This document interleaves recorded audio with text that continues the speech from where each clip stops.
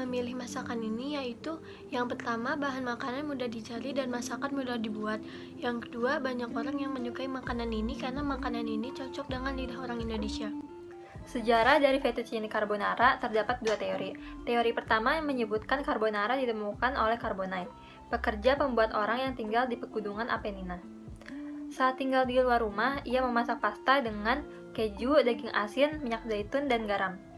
Teori kedua, tentara sekutu yang menduduki Italia pada tahun 1944 membagikan bakwan dan telur kepada penduduk Roma.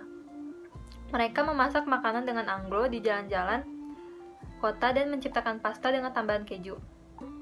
Teori ini didukung oleh Alan Davidson dalam buku The Oxford Companion to Food. Sebagian orang tua Roma masih mengingat makanan carbonara pada saat Perang Dunia Kedua.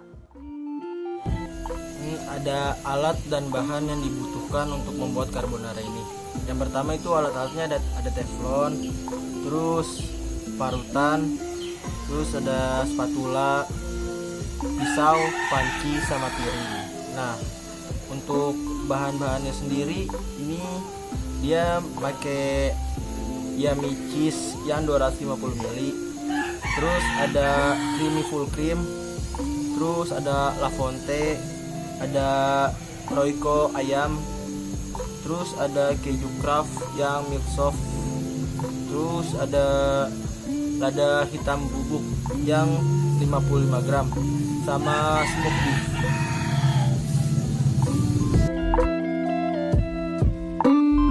Selanjutnya adalah cara kerja dalam pembuatan pengolahan makanan kami.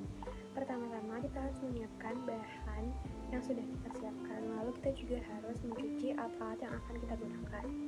Selanjutnya adalah cara kerja pengolahan masakan internasional kami. Yang pertama adalah siapkan panci, berisikan air untuk merebus pasta dengan sedikit tambahan minyak yang fungsinya adalah agar pasta saat dimasak tidak lengket.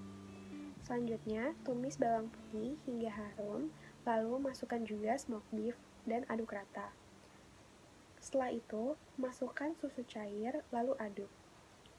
Setelah itu, aduk rata dan masukkan bumbu seperti lada, keju, garam, dan oregano jika perlu. Sebagai opsional, kalian bisa menambahkan cooking cream agar pastanya lebih creamy. Setelah itu, masukkan pasta dan pasta siap disajikan. Untuk sentuhan akhir, kalian bisa menambahkan parsley atau keju parut. Kendala pada saat memasak fettuccine carbonara adalah pada saat proses menumis bawang, api yang digunakan terlalu besar, sehingga tumisan bawang tersebut sedikit gosong. Solusi yang digunakan adalah mengecilkan api tersebut dan memasukkan susu dan fettuccine agar mencegah terjadinya kemungkinan untuk gosong. Nah, untuk cara mempromosikan sendiri, kita memilih media sosial. Salah satunya Instagram. Kenapa kita pilih Instagram? Karena banyak orang yang menggunakan aplikasi Instagram. Jadi kemungkinan besar untuk dilihat orang produk-produk kita ini. Sekian. Kesimpulan, dengan pembelajaran ini, kami dapat belajar memasak agar mendapatkan hasil yang terbaik.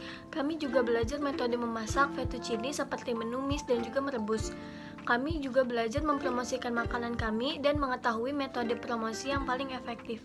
Banyak sekali pengalaman yang kami dapat setelah kami belajar mengolah perusahaan ini, yang mana akan sangat bermanfaat di masa yang akan datang. Dalam pembelajaran ini, kami diharuskan untuk mempunyai sikap yang profesional dalam mengolah suatu perusahaan. Kami juga belajar untuk lebih menghargai waktu dan dapat memanfaatkannya dengan lebih baik. Dalam pembelajaran ini, kami juga menjadi lebih dewasa, seperti dapat mengambil keputusan dengan menerima segala resiko yang akan terima. Selain itu, kami juga lebih dapat menghargai teman atau rekan kerja kami untuk bersama-sama mencapai tujuan yang akan diinginkan.